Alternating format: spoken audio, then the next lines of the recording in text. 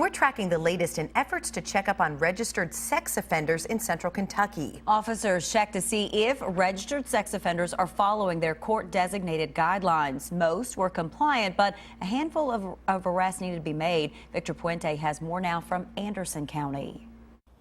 The U.S. Marshals are searching for a sex offender registered in Mercer County after they say he couldn't be found during a compliance operation a couple of weeks ago. This latest series of checks was titled Operation Whiskey River and included almost 140 sex offenders in Anderson, Mercer, Scott, and Woodford counties.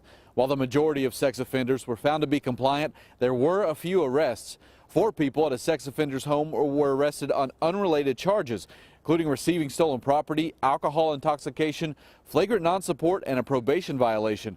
There were 2 warrants issued for noncompliance. One of those men has been arrested, but police are still searching for the other, 43-year-old David Larry Cross. He was last seen in Mercer County. One of the sheriffs who was here today said these checks were a high priority for his office. Law enforcement are all on the same page, and when it comes to protecting our children, I don't know what more important responsibility that we have as law enforcement is to protect our kids. Being a non-compliant sex offender is a Class D felony. It can lead to 1 to 5 years in prison. In Anderson County, Victor Puente, WKYT.